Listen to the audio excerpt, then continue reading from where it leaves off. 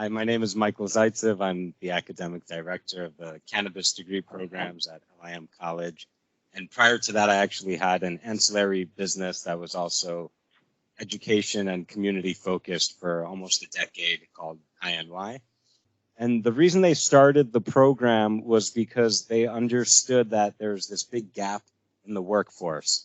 So when I think about equity, it starts with education. But, often the conversation for today, a lot of it has been focused on licenses and business owners. But I think a large part of equity is actually developing the workforce and giving people meaningful careers. Not everyone's going to be a business owner, but there's going to be 100,000, probably more, cannabis jobs coming to New York State and the tri-state area in the next few years. And who's going to get those jobs? Who's going to be in those careers? The legacy of law enforcement and punishment and all of this stuff, there is not access to quality education. So as you mentioned, we're one of the first programs, actually one of the first in the world to have a master's degree in the business of cannabis. Our programs are both focused on the business of cannabis, where you're doing all of the business courses, accounting, statistics, finance, marketing, all that stuff. And on top of that, 30 credits of cannabis business. LIM College, we had a history of preparing people for careers in the business of fashion.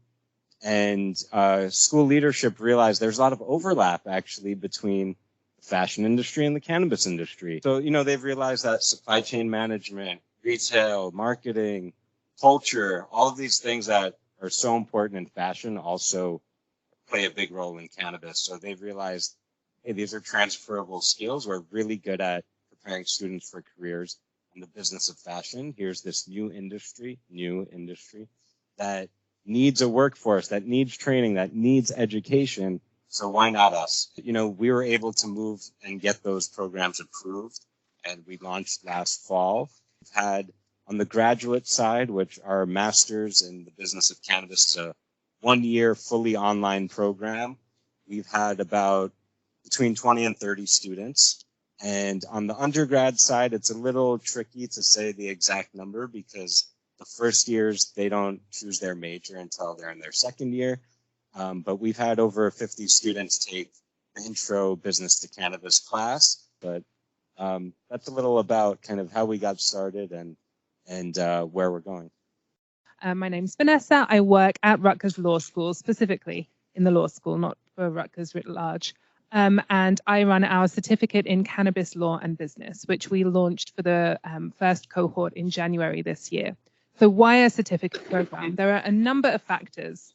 A first really big one is Rutgers receives some federal funding.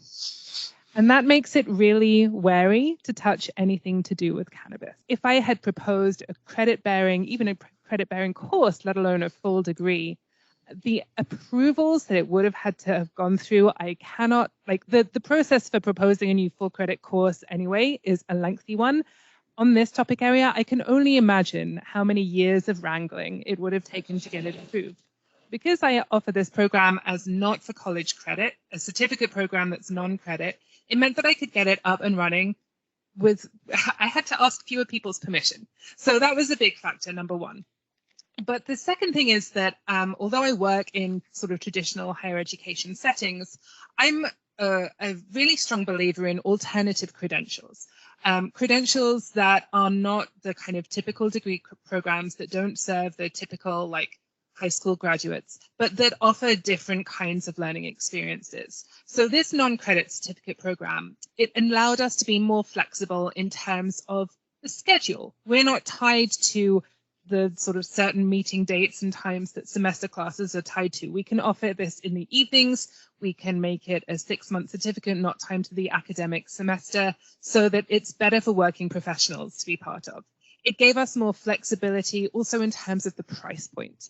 This was a really big one. Because it's not credit, we're not charging credit rates for it, and so it is cheaper and more affordable. So those are some of the big reasons that it's a certificate program. That being said, we still bring that sort of academic rigor as the State University of New Jersey. Our name's on it, and we want to give people a meaningful credential. So our certificate in cannabis law and business is a 6-month program.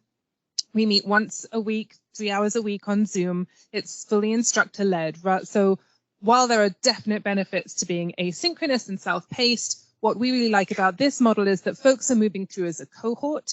Our students are building connections amongst each other. They are chatting with each other outside of class. They are sharing materials. The transparency of sharing has been phenomenal. They can ask our instructors questions there and then. We have 6 modules that cover everything from the kind of foundations of the New Jersey licensing structure to regulatory compliance, to business operations, to zoning and local government.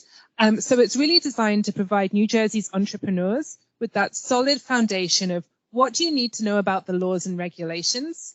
How can we explain those to you in a way that you don't have to be a lawyer to understand? And what does that mean in terms of actionable decisions for your business? We take those cannabis-specific rules and regulations, and we also bring in, you're opening a storefront. What does the Americans with Disabilities Act say about accessibility? What do you need to know about food laws and food safety and food handling? So we're really bringing together the New Jersey cannabis-specific regulations with the relevant kind of federal pieces as well. We have all participants in the program complete a capstone project that, again, is part of the kind of academic rigor of it, but participants choose what their capstone is. So it's going to be something of immediate use to their businesses. So it's been really exciting to match people with capstone mentors to see the projects that are coming out of this.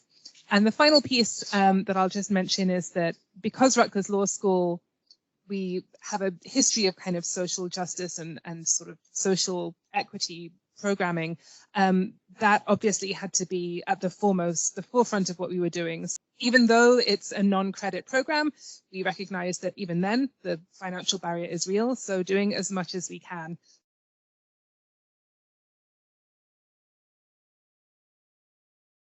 I think education is key to undoing the stigma, and we've had decades of misinformation and deliberate propaganda about cannabis, and the only way to undo all of that is through actual credible education.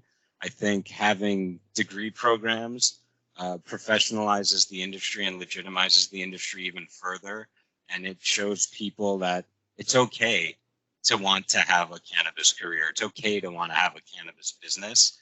You can go to college and study this. And I'll share a quick story from the first day of class, which I'll never forget, where I asked all of my students, mostly first-year students, their first day of college class, why are you here? Why are you taking this class? I had at least 2 or 3 students who said to me, I was not going to go to college at all until I learned that I could study cannabis. And so for me, it's, I like to say that cannabis is now a gateway to higher education. I think it helps normalize cannabis and the industry in particular as, this is an industry. It should be viewed as, a career in cannabis. Like, we don't judge people for working in alcohol or whatever. So I think it should be just as normal to work in cannabis and to care about cannabis. And I think education will play a big role in that long term. When I started at Rutgers Law School in January last year, I didn't expect the first new program that I proposed to be cannabis related. It's been exciting to see, our first and last sessions of the program are in person rather than online. And it was so exciting to see folks, sitting in a law school classroom that normally is used to teach corporation law, something thrilling. And seeing them, sitting there and being like, we're in a Rutgers classroom and we're learning about cannabis, what is happening. And even with our instructors as well, I should have mentioned who our instructors are. We have some core faculty from across Rutgers, but we have also members of our core instructional team who are active practicing cannabis attorneys in New Jersey. We have a total of nearly 30 guest speakers over the 6 months drawn from across the industry. And again, I meet with all of them and get all of them. And I think that Rutgers, as the state university, we should be putting ourselves on the line and saying we have all of this institutional privilege as the respected state university. We're here to say that this is a legit thing to be doing.